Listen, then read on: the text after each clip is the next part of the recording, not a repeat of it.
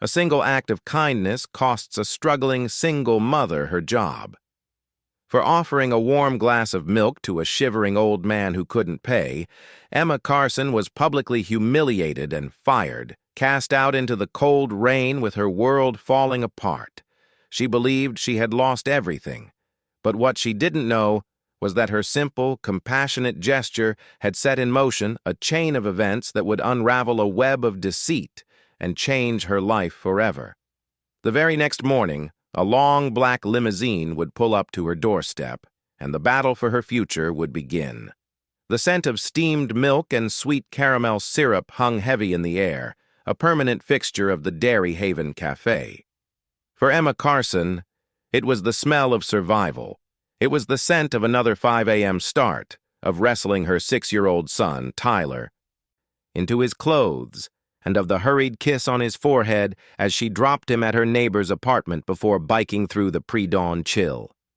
The cafe was a franchise, one of hundreds, and it prided itself on ruthless efficiency. Every ounce of milk was counted, every splash of cream was measured, and every second of an employee's time was monetized.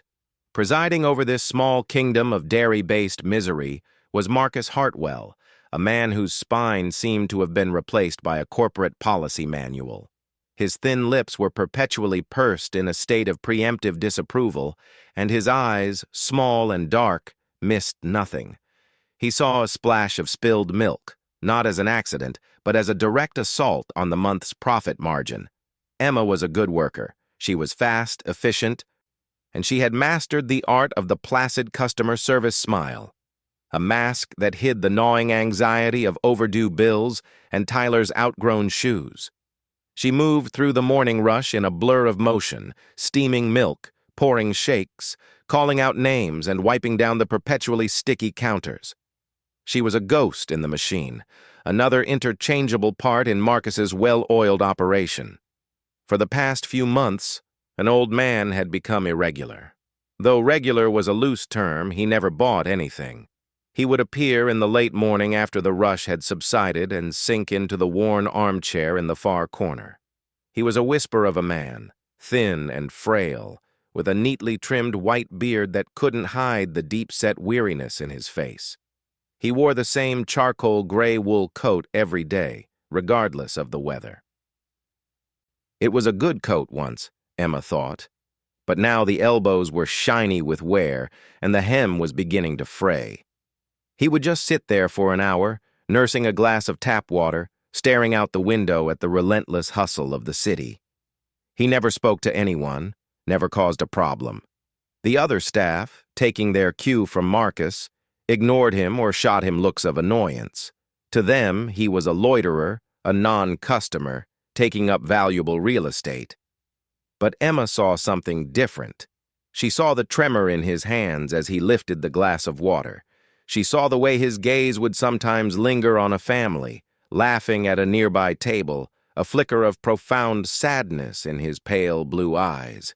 He reminded her of her grandfather in his final years, a man who had been full of stories and life, reduced by time to a silent observer on the periphery of the world. She started making small gestures. When clearing a nearby table, she'd ask, "Are you doing okay, sir?" He would just nod, a ghost of a smile touching his lips. One day, she left a newspaper someone had abandoned on his table. He looked up at her, his eyes conveying a gratitude so immense it startled her. From then on, it became their silent ritual. Marcus noticed, of course. "Carson," he'd snapped one afternoon, his voice a low hiss, "stop fraternizing with the vagrant. We are not a public library or a shelter.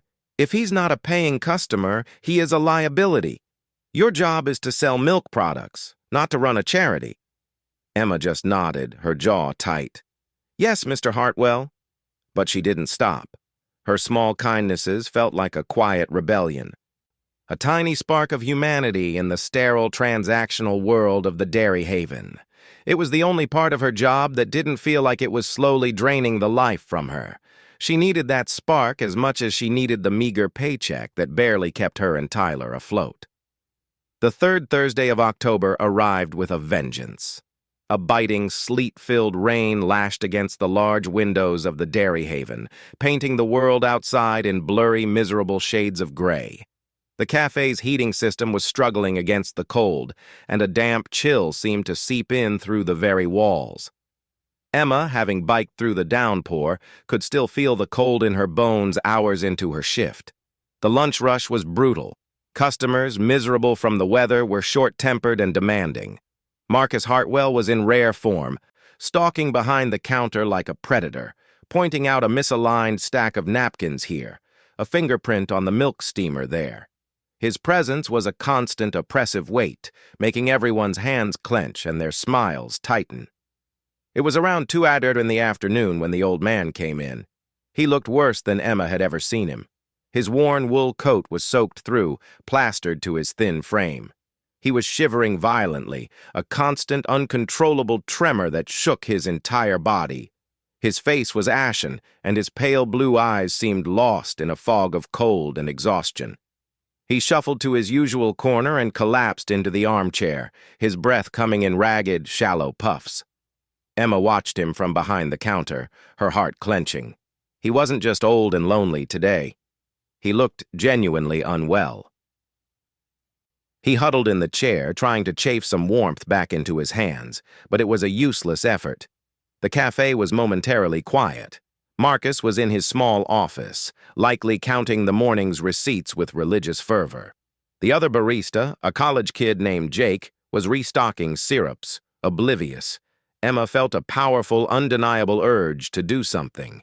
Policy, profit margins, and Marcus's wrath all faded into the background, replaced by a simple, profound human impulse.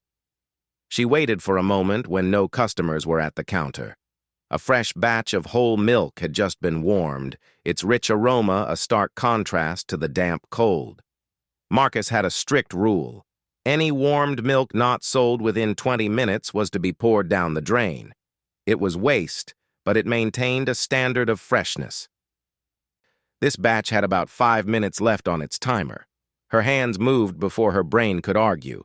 She took a clean ceramic mug, not one of the paper-to-go cups, and filled it with the steaming white milk. Placing it on a small saucer with a couple of sugar packets and a spoon, she walked out from behind the counter.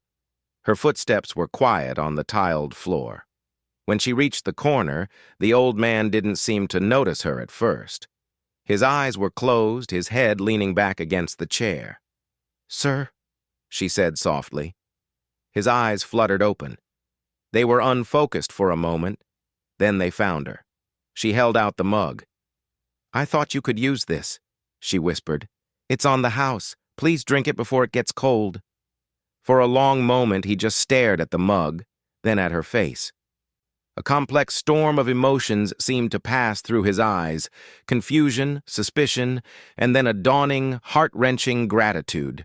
His trembling hands reached out and closed around the warm ceramic. The simple heat seemed to steady him. He brought the mug to his lips with a shaking motion and took a slow, deep sip. A hint of color returned to his cheeks. He looked at her, his eyes now clear and focused. He opened his mouth to speak, but no words came out. Instead, a single tear traced a path down his weathered cheek. He simply nodded, a gesture that conveyed more than 1,000 words. Emma's heart ached. She gave him a small, genuine smile and turned to walk back to the counter, feeling a warmth spread through her chest that had nothing to do with the cafe's faulty heating. "What in God's name do you think you're doing?" "Carson!" The voice was cold, sharp, and cut through the quiet cafe like a shard of glass. Marcus Hartwell stood by the end of the counter, his arms crossed, his face a mask of incandescent fury. He had seen the entire exchange. "Mr. Hartwell, Emma started, her voice faltering. "Don't you Mr. Hartwell me?" he snarled, keeping his voice low but venomous, so the few remaining customers wouldn't fully overhear. "Did you run a transaction for that product?" "No, but it was from the batch we were about to throw out. It wasn't going to be sold. It was waste." "It is not waste until I say it's waste," he seethed. "It is company property. You stole it. You stole company property and gave it to that That freeloader." He gestured dismissively towards the old man, who was now watching the scene with wide, alarmed eyes. The milk mug held tightly in his hands. "I didn't steal anything," Emma said, her own anger starting to rise above her fear. "He was freezing. It was a simple glass of milk. It was the decent thing to do." "Decency doesn't pay the bills, Carson. Policy does. Procedure does." Marcus's face was inches from hers. "Now I have given you warnings. I have told you not to engage with him. You have directly, willfully, and flagrantly violated company policy on inventory management and customer engagement." "It's a glass of milk that was going down the drain," she shot back, her voice trembling with a mixture of rage and disbelief. Marcus's eyes narrowed to slits. He seemed to relish the moment, the absolute power he held over her. He straightened up, and his voice suddenly became loud, formal, and performative. "Emma Carson," he announced, loud enough for everyone in the cafe to turn and stare, "as the manager of this establishment, I am terminating your employment effective immediately for theft of company property and gross insubordination. Pack your personal belongings from your locker. You have 2 minutes to vacate the premises." The words hit her like a physical blow. Fired. Just like that. The floor seemed to drop out from under her. The stares of the customers felt like daggers. She could see Jake, the other barista, frozen in place, his eyes wide with shock. In the corner, the old man looked utterly horrified, as if he were somehow responsible. Humiliation washed over her, hot and suffocating. Her mind raced with a panicked litany. Rent, Tyler, food, the electricity bill. "You can't be serious," she whispered, the fight draining out of her. "I have never been more serious in my life," Marcus said, a cruel smirk playing on his lips. "Your final paycheck will be mailed to you. Now get out." He turned his back on her, dismissing her as if she were nothing more than a spilled drink to be mopped up. Numbly, Emma walked to the staff room in the back, her body moving on autopilot. She grabbed her worn purse and the thin jacket from her locker. She could feel the tears welling, but she refused to let Marcus see her cry. She walked back out, head held high, refusing to look at anyone. But as she reached the door, her eyes involuntarily flicked to the corner. The old man was on his feet, his face etched with distress. He took a hesitant step towards her, opening his mouth as if to protest, to say something. Emma just gave a tiny, almost imperceptible shake of her head. It wasn't his fault. Then she pushed the door open and stepped out into the freezing rain, the sound of the cafe's bell tinkling softly behind her, signaling an end she never saw coming. The cold rain was a merciless shock, instantly soaking her thin jacket and plastering her hair to her scalp. Just minutes before, she had been in the relative warmth of the cafe, a place of employment, a source of a steady, if meager, income. Now she was on the street, jobless, with the biting wind whipping around her. The bike ride home was an impossibility. Tears mixed with the rain on her face, blurring her vision. She started walking, a long 3-mile trek to her small apartment on the other side of town. Each step was heavy, each squelch of her soaked sneakers a miserable reminder of her new reality. The words echoed in her head, a cruel, looping chorus. Terminating your employment. Theft of company property. Get out. Theft. He had called her a thief for a glass of milk that would have been poured down a drain. The absurdity of it was almost comical, but the consequences were devastatingly real. A cold, hard knot of panic was tightening in her stomach. Her mind spun frantically, trying to grasp the situation. The rent was due next week, $850. She had about $400 in her checking account.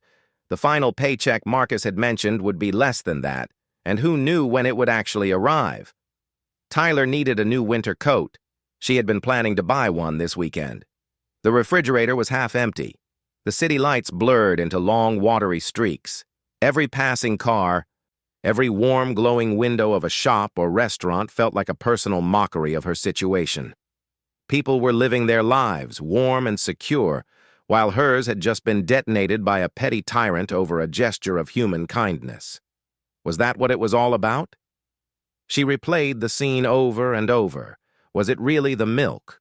Or was it that she had dared to operate on a different set of principles than Marcus's? She had chosen compassion over policy, humanity over profit.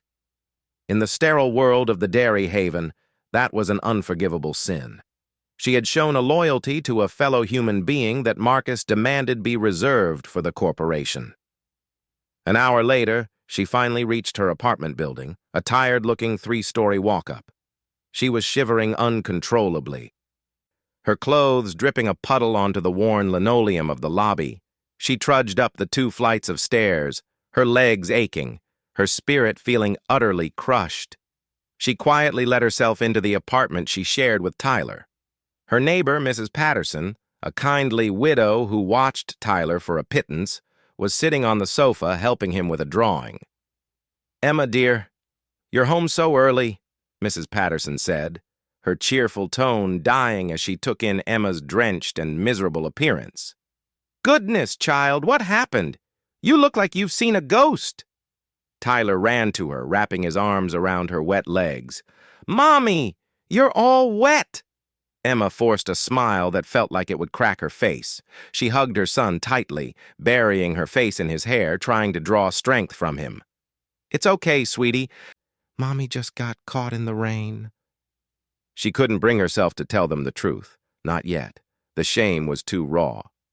After Mrs. Patterson left, Emma peeled off her wet clothes and took a hot shower, hoping it would wash away the chill and the humiliation. But as she stood under the steaming water, the tears she had held back finally came, hot and silent, mingling with the spray. Later that evening, as Tyler slept soundly in his small room, Emma sat at their tiny kitchen table. The unpaid bills spread out before her like a tarot reading of a bleak future. The panic was no longer a knot. It was a living, breathing monster with its claws wrapped around her throat. She opened her laptop. The screen a harsh glare in the dim light. Job search websites.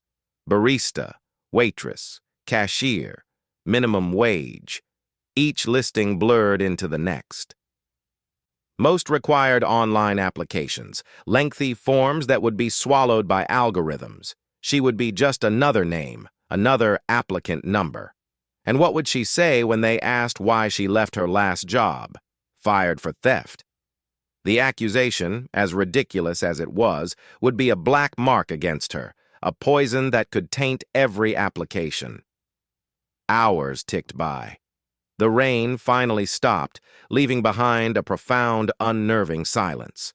The city outside was asleep. Emma felt a sense of isolation so profound it was a physical ache.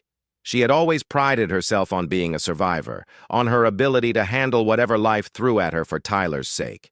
But for the first time, she felt truly, utterly hopeless. She thought of the old man. She hoped he was warm. She hoped he had finished the milk. And then a bitter, resentful thought crept in. Why him? Why did her life have to implode over him? He would go on with his life, and she was left to pick up the shattered pieces of hers. It wasn't his fault, she knew. But in the dark, lonely hours of the night, it was easier to feel angry than to feel afraid. She finally closed the laptop, the weight of the world on her shoulders. She checked on Tyler, pulling his blanket up to his chin and kissing his forehead. His peaceful, sleeping face was the only thing that kept the despair from completely overwhelming her. "I'll figure it out, sweetie," she whispered into the darkness of the room. "I promise I'll figure it out." But as she crawled into her own bed, the promise felt hollow, a lie she told to the one person who trusted her completely. Sleep wouldn't come. She just lay there, staring at the ceiling, listening to the drip of water from the eaves outside, each drop counting down the seconds to a future she couldn't bear to face. The morning arrived gray and oppressive, a perfect reflection of Emma's mood. A restless night had done nothing to calm her anxieties. If anything, The harsh light of day made them feel more real, more urgent. After a breakfast of toast and the last of the milk, she took Tyler to school, the forced cheerfulness in her voice sounding foreign and brittle to her own ears. Returning to the silent apartment, the weight of her unemployment pressed down on her. She spent the morning in a frantic, dispiriting cycle, scouring job boards, tweaking her resume, and firing off applications into the digital void. Each click of the submit button feeling like a tiny prayer sent to an indifferent God. The question of her dismissal loomed over every application. She settled on a vague, sanitized reason for leaving, incompatible with management. It felt weak, deceptive. Around 11 a.m., a strange sound broke her concentration. It was a low, powerful rumble, the sound of an engine unlike any of the sputtering, noisy cars that usually populated their street. She glanced out the window and her breath caught in her throat. Parked directly in front of her building, double-parked and commanding the entire street, was a limousine. It wasn't just a car, it was a statement. Long, black, and gleaming, with windows so darkly tinted they reflected the gray sky like polished obsidian. It was so out of place in her working-class neighborhood that it might as well have been a spaceship. Neighbors peeked out of their windows. A few people on the sidewalk stopped and stared, their curiosity piqued. Emma's first thought was that they had the wrong address. Her second, a jolt of pure panic, was that it was some kind of high-end debt collector. Was she that far behind on a bill that they sent a limo? The thought was absurd, but her mind was already primed for catastrophe. She watched, frozen, as the back door opened. A man stepped out. He was in his late 40s, tall and impeccably dressed in a dark tailored suit with a crisp white shirt and a silver tie. He held a sleek leather briefcase in one hand. His hair was perfectly styled, and he had the calm, confident air of someone who was accustomed to being in control. He scanned the front of her building, his eyes seeming to land directly on her window. Emma instinctively stepped back, her heart hammering against her ribs. A moment later, the sharp, authoritative rap of a knock echoed from her front door. It wasn't the friendly tap of Mrs. Patterson or the thud of a package delivery. It was precise and insistent. She stood paralyzed in her living room, her mind racing. Who was he? What could he possibly want with her? Should she answer it? Maybe if she stayed quiet, he would go away. But the knock came again, louder this time, more demanding. Taking a deep, shaky breath, she crept to the door and peered through the peephole. The distorted fisheye lens showed the man in the suit standing patiently in the hallway. He wasn't going anywhere. Her hand trembled as she unlatched the deadbolt. She opened the door just a crack, leaving the security chain in place. "Can I help you?" she asked, her voice barely a whisper. The man's expression was professional, not unkind. "Are you Miss Emma Carson?" he asked, his voice smooth and measured. "Yes." "My name is Richard Morrison. I'm an attorney." He held up a business card. Even from a distance, she could see the expensive embossed lettering. "I represent a client who has asked me to speak with you. May I come in for a moment?" An attorney? Emma's mind went blank. The panic returned tenfold. Was she being sued? Was the Dairy Haven suing her for the stolen milk? Was Marcus Hartwell pressing charges? It seemed insane, but then so did getting fired in the first place. I don't understand. I can't afford a lawyer. I haven't done anything." "You are not in any trouble, Ms. Carson." "I assure you," Mr. Morrison said calmly, seeming to read the fear on her face. "Quite the opposite. My client has a business proposition for you. It concerns the events of yesterday at the Dairy Haven Cafe." Emma stared at him, bewildered. A business proposition? Her? The only person she had interacted with besides Marcus was the old man. Could it be him? But how could a man who couldn't afford a glass of milk possibly afford a high-powered lawyer and a limousine? It made no sense. "I'm sorry. I'm very confused," she stammered. I understand completely, the lawyer replied with practiced patience. It would be much easier to explain if you would be willing to accompany me. My client would like to meet with you in person. He is waiting for us. Accompany you where? Back to the Dairy Haven Cafe, he said. The suggestion was so bizarre, so utterly unthinkable, that Emma almost laughed. Go back to the scene of her humiliation? The place she had been so unceremoniously ejected from less than 24 hours ago? Absolutely not. Why would I ever go back there? Because, Miss Carson, Mr. Morrison said, his gaze steady and serious, my client believes a grave injustice has been done, and he is in a unique position to rectify it. I can promise you it will be very much worth your while. He slid his business card through the crack in the door. It landed softly on the floor. My client is a very private man, but he is also a very determined one. We will wait in the car for 10 minutes. If you decide to come, we can resolve this today. If not, I will respect your decision, but you may be walking away from a significant opportunity. With that, he turned and walked back down the hallway. Emma watched through the peephole as he descended the stairs and got back into the limousine. She stood there, her mind a whirlwind of confusion, fear, and a tiny flickering spark of curiosity. Every instinct screamed at her to lock the door and hide. It had to be a trick, a cruel joke, or some kind of scam. But then she looked at the expensive card on her floor. She looked at the bills on her kitchen table. She thought of Tyler's future. What was the worst that could happen? More humiliation. She had already hit rock bottom. And what if, by some 1,000,000-to-1 chance, this was real? What if this impeccably dressed lawyer was her only way out of the hole she was in? With a surge of adrenaline-fueled resolve, she kicked off the security chain. She had 10 minutes to change her life. Emma's hands shook as she threw on the nicest clothes she owned, a simple pair of black slacks and a clean, if slightly faded, blue blouse. She ran a brush through her hair and stared at her reflection in the bathroom mirror. The same tired, worried face stared back at her, but there was a new, wild uncertainty in her eyes. This was either the smartest or the most foolish decision of her life. Walking out of the building and towards the waiting limousine felt surreal. The few neighbors still watching stared openly now, their expressions a mixture of awe and suspicion. Mr. Morrison stepped out and opened the rear door for her with a polite nod. The interior of the car was like another world. The scent of rich leather and polished wood filled the air.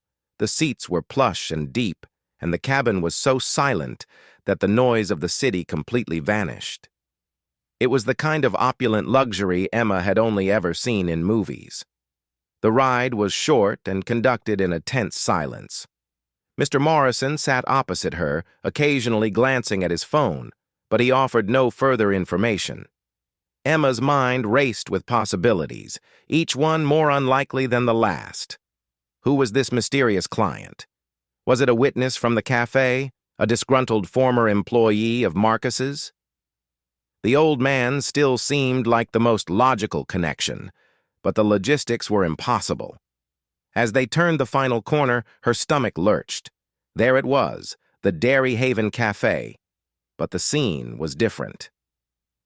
Parked in front of it was another identical black limousine. Standing on the sidewalk next to the second limo were two figures. One was a sharp-looking woman in a business suit holding a tablet. The other made Emma's heart stop. It was the old man. But it wasn't. He was wearing the same charcoal gray wool coat, but it was now draped over the shoulders of the woman beside him. Underneath, he was dressed in a perfectly tailored dark gray suit that fit his frame with an understated elegance. His white hair and beard were still neatly trimmed, but he stood taller, straighter, his previous air of frail vulnerability completely gone. In its place was an aura of quiet, unshakable authority. He looked from the cafe to their approaching car, his pale blue eyes clear, intelligent, and piercing. The transformation was so staggering that Emma felt a wave of dizziness. Her lawyer, Mr. Morrison, seemed to notice her shock. "Allow me to formally introduce you to my client, Miss Carson," he said, his voice calm as their limousine glided to a stop behind the first. "Mr. William Thornton." The name meant nothing to her, but as Mr. Morrison opened her door and she stepped out onto the sidewalk, she knew her life was irrevocably tipping on its axis. William Thornton met her gaze. There was no trace of the vacant, weary man from the cafe. His eyes held a deep sadness, but also a profound strength and a hint of a gentle smile. "Miss Carson," he said, his voice a low, resonant baritone that was nothing like the silence she was used to from him. "Thank you for coming. I apologize for the theatricality of all this. But I felt a certain statement was necessary. Please allow me to introduce my lead counsel, Margaret Stevens."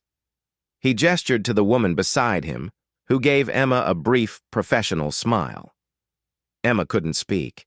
She could only stare, her mind struggling to reconcile the shivering, destitute man from yesterday with the powerful, composed figure standing before her. I don't understand," she finally managed to say. Who are you?" A flicker of the familiar sadness crossed his face. "I am a man who has recently discovered he has far too much money and far too little of what truly matters," he said cryptically. He then turned his gaze to the front of the cafe. "Thornton Industries owns this building, Miss Carson, along with most of the other real estate on this block." Emma's jaw dropped. Thornton Industries. She had seen the name on plaques in the lobbies of downtown skyscrapers. They were one of the largest real estate and investment firms in the country.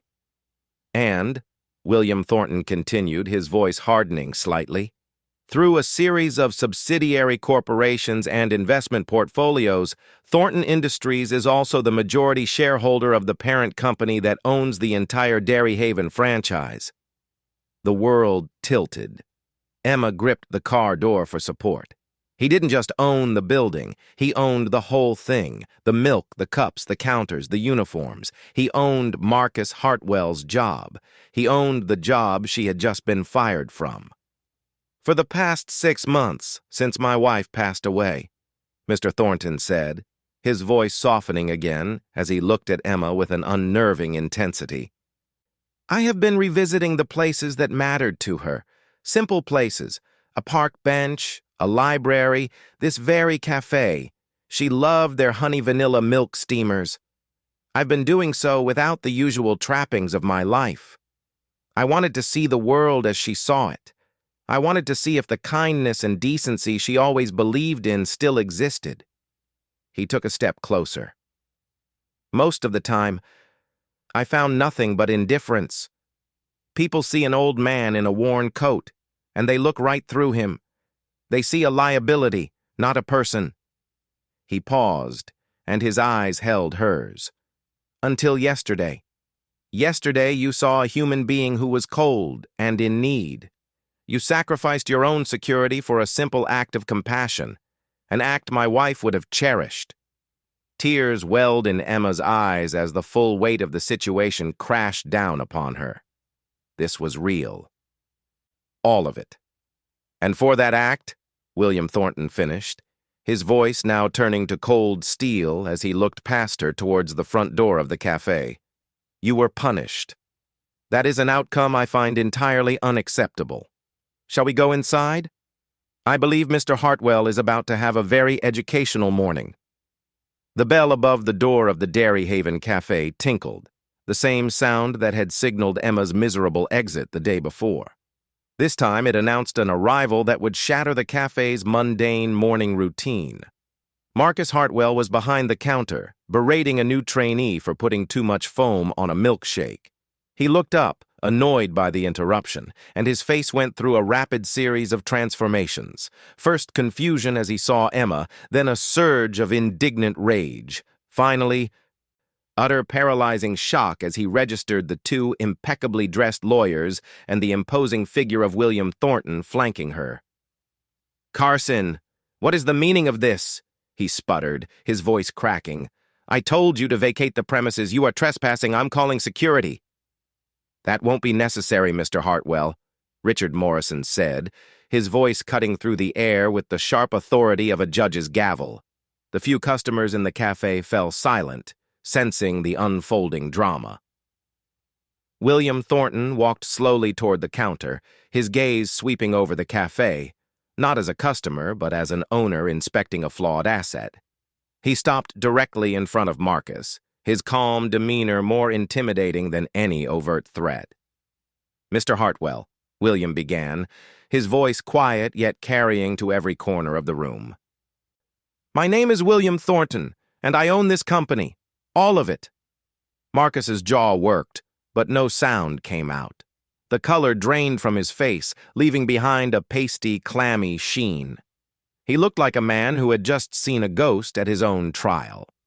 "I have spent the better part of 3 months frequenting this particular establishment," William continued. "I've sat in that corner and observed. I have observed the frantic, stressed-out energy of your staff. I have observed your condescending tone with them, and I have observed your complete lack of human courtesy, not only to me, but to anyone you deem beneath your station." Marcus stammered. I was just upholding company policy, sir." "Mr. Thornton, sir, the manual is very clear about inventory control and loitering." "Ah, yes, the policy," William interrupted, a dangerous edge to his voice. "A shield for the cruel, a rule book for those who have forgotten how to be decent. Tell me, Mr. Hartwell, is there a policy against basic human kindness? Is it a fireable offense to offer a warm drink to a shivering man?" "It was theft," Marcus insisted, his desperation making him sound shrill. "She gave away company property. The rules—" "Let's talk about company property, shall we?" Margaret Stevens, the lead counsel, stepped forward, tapping her tablet. "Mr. Thornton's visit yesterday prompted us to initiate an immediate and thorough audit of this franchise's financials overnight. We've been very busy, Mr. Hartwell." She looked up from the tablet, her eyes cold and clinical. "We've found some interesting discrepancies. A consistent pattern of inventory voids, specifically for high-cost items like premium dairy products and artisanal syrups, that far exceeds the chain's average. These voids are always entered under your personal manager's code, often at the end of the day when no one else is here." Marcus began to sweat profusely. That's for spoilage, damaged goods. It's all accounted for." "Is it?" Ms. Stevens continued, relentless. "Because our preliminary investigation suggests that these spoiled goods have a habit of ending up for sale on online marketplaces. It seems while you were terrorizing your staff over a glass of milk, you've been systematically skimming thousands of dollars worth of inventory for months." The final nail was hammered into Marcus's coffin. His blustering facade crumbled completely, replaced by pure, undisguised terror. He looked from the lawyer's tablet to William Thornton's unyielding face. There was no escape. "This is a mistake, a misunderstanding," he whispered, clutching the edge of the counter. "No," William said, his voice low and final. "The mistake was mine for allowing a culture in my company where a man like you could thrive and a woman like Ms. Carson could be punished. That mistake is being corrected, starting now." He turned to Mr. Morrison. "Richard, please inform corporate security that Mr. Hartwell's employment is terminated, effective immediately. Have them escort him off the premises, and please coordinate with the district attorney's office.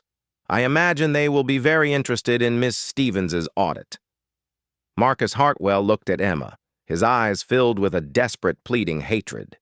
He had been so powerful, so untouchable just yesterday. Now he was ruined, exposed by the very person he had sought to crush. He opened his mouth, perhaps to curse at her, but no words came. Security officers, who had been waiting discreetly outside, entered the cafe and flanked him. Silently, they led the trembling, defeated manager away. The cafe was deathly quiet. The remaining staff and customers stared wide-eyed. William Thornton turned his back on the scene of Marcus's demise and faced Emma. The hardness in his eyes was gone, replaced by a gentle, weary warmth. "Now, Miss Carson," he said softly, "let's discuss your future." The heavy silence that descended upon the dairy haven after Marcus Hartwell's departure was thick with unspoken questions. The two remaining employees, Jake and the terrified new trainee, stood frozen behind the counter, looking at Emma as if she had single-handedly summoned a bolt of lightning from a clear sky. The few customers who had witnessed the entire drama were trying their best to appear engrossed in their phones or newspapers, but their furtive glances gave away their intense curiosity. The entire cafe seemed to be holding its breath. William Thornton's gaze softened as he turned away from the door through which Marcus had vanished. The icy authority he had worn like armor just moments before melted away, revealing the weary, kind-eyed man Emma had first seen. He looked at Emma, who was still standing by the counter, her mind a maelstrom of shock and disbelief. "Emma," he said, his voice now gentle, "would you join me for a moment over here?" He gestured towards a small table near the window, the very one where families sometimes sat, the one he used to watch with such profound longing. Numbly, as if moving through a dream, Emma walked to the table and sank into the chair he held out for her. Her legs felt weak, her hands trembled in her lap. Mr. Morrison and Ms. Stevens, ever the professionals, remained standing at a respectful distance near the door, a silent testament to the gravity of the meeting. For a long moment, William simply looked out the window, a wistful expression on his face. "My wife, Catherine," he began, his voice a low, reflective murmur. "She loved this specific cafe, not for the milk products, which she always said were mediocre at best." A faint, sad smile touched his lips. "She loved this table. She said it had the perfect view of the old clock tower on the courthouse. We sat here one rainy afternoon, much like yesterday, about a year ago. She was already sick then, though we didn't know how little time we had left. She spent an hour just watching people rush by, and she told me, 'William, everyone is in such a hurry to get somewhere else. They forget to be kind, right where they are.' She made me promise I would try to remember that." He turned his gaze back to Emma, his pale blue eyes holding a deep, resonant emotion. "After she passed, the world felt gray, colorless. All my money, my power, my influence, it couldn't fill the silence she left behind. So I started coming back to her places, wearing this old coat of mine, trying to see the world through her eyes again. I wanted to find that kindness she believed in." He sighed, a sound heavy with the weight of loneliness. "For months I found only what she feared. People in a hurry, too busy to see a person in need, until yesterday." He leaned forward, his hands clasped on the table. "Emma, what you did was more than just giving a man a glass of milk. In my world, gestures are calculated. Kindness is often a transaction, a prelude to a request. It has been a very long time since I encountered something so genuine, so freely given, with no expectation of reward or recognition. You weren't just being nice. You were being brave. You risked your livelihood, the very thing that keeps a roof over your son's head, for a stranger. You honored my wife's memory without ever knowing her." Emma finally found her voice, though it was barely a whisper. I was just trying to do the right thing. He looked so cold." "That," William said, his voice firm with conviction, "is precisely the point. You didn't do it because I was William Thornton, the billionaire. You did it because you are Emma Carson, a woman of character and compassion." He sat back, his expression shifting from reflective to resolute. "Which is why I cannot simply give you your old job back. That would be an insult to what you endured and a disservice to your potential. This place," he said, gesturing around the cafe, "is fundamentally broken. It's been run on fear, suspicion, and a toxic adherence to policy over people. It needs more than a new manager. It needs a new heart. It needs a leader who understands that profit and decency are not mutually exclusive." He paused, letting his words sink in, his gaze steady and serious. I am offering you a new position.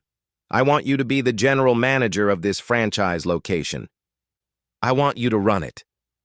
The words hit Emma with the force of a physical impact. Manager? Her? A wave of dizziness washed over her. "Me?"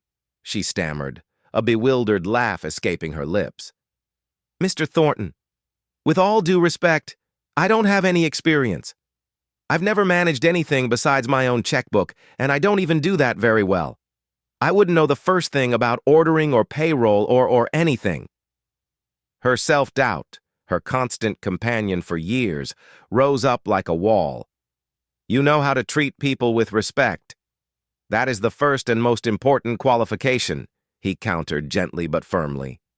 "I didn't just watch you yesterday, Emma. I've been watching you for months.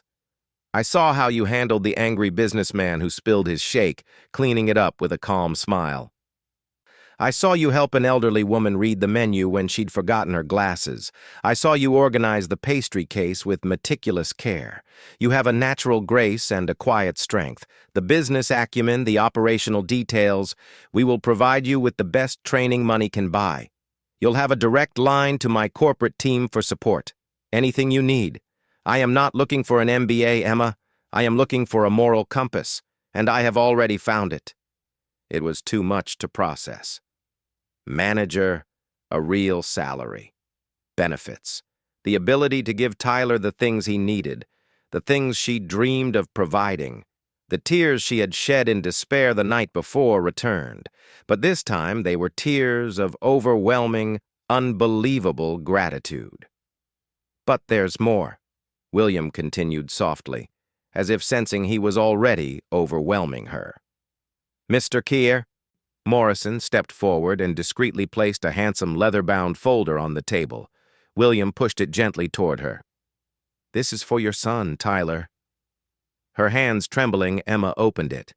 Inside were official notarized documents, thick and important. At the top of the first page, she saw the words, "The Tyler Carson Educational Trust." Her eyes scanned the legal jargon, but the meaning was clear. It was a fully funded trust account, established to cover every expense of Tyler's education. Private school if she chose, tutors, extracurriculars, all the way through a 4-year university degree anywhere in the country. It was a guarantee, a promise of a future free from the limitations she had fought against her entire life. Seeing her son's name on that document, so official and permanent, was what finally broke her composure. A sob, raw and cathartic, escaped her lips. It was the sound of years of fear and anxiety finally being released, of a burden she thought she would carry forever suddenly being lifted from her shoulders. I don't know what to say," she wept, looking up at the man who had, in the span of a single day, appeared as both a destitute stranger and a guardian angel. "This is too much." "It is nothing less than what your integrity has earned," William said, his voice thick with emotion. "All I ask is that you accept. Say you'll help me make this one small corner of the world a little warmer, a place Catherine would have been proud of." Through her tears, Emma nodded vigorously, a radiant, watery smile breaking through. "Yes," she whispered, the single word full of a lifetime of hope. "Yes. Of course. Thank you." William stood, his work now complete. "My team will be in touch this afternoon to handle all the formalities and to arrange for your training to begin whenever you're ready. Run this place your way, Emma. The keys are yours." With a final meaningful nod to her, William Thornton and his legal team turned and left the cafe. The bell tinkled softly one last time, signaling not an end, but a spectacular beginning. Emma remained at the table, her hands resting protectively on the folder that held her son's future. After a moment, Jake approached her table hesitantly. "Emma, what should we do?" She looked up at him and, for the first time, saw not just a co-worker, but her team. She took a deep breath, straightened her shoulders, and felt a new, unfamiliar confidence settle over her. "Jake," she said, her voice clear and steady, Why don't you and Maria close the cafe for the rest of the day? Paid, of course. We'll reopen tomorrow with a clean slate. She stood up and walked behind the counter, the space feeling both foreign and like home. She looked at the strict timer on the milk warmer, the one Marcus had worshipped. Her first official act was to unplug it. Her phone buzzed in her pocket. It was a text from Mrs. Patterson. "Everything okay, dear? Tyler is asking when you'll be home." Emma smiled. A real, genuine smile that reached her eyes and transformed her face. She typed back a reply, her fingers flying across the screen, each word a promise. "Everything is more than okay. Tell Tyler that Mommy's coming home soon and we're stopping for a new winter coat on the way, the best one in the store." She hit send, and as she looked out the window of her cafe at the city that had once seemed so cold and unforgiving, she didn't feel small or scared anymore. She felt like she finally belonged. Emma's story is a powerful reminder that the true measure of our character isn't found in grand gestures, but in the small, everyday choices we make, especially when no one is watching. Her simple act of kindness, born from empathy in the face of a cold and indifferent world, didn't just change her life. It exposed corruption and started a ripple effect of positive change. It teaches us that compassion is never a waste. You never know whose life you might touch, or how that single moment of grace might echo back into your own. If this story moved you, please take a moment to click the like button and share it with someone who might need a reminder of the power of kindness. And don't forget to subscribe to our channel for more inspiring stories that prove that even in the toughest of times, humanity can and will shine through. Thank you for listening.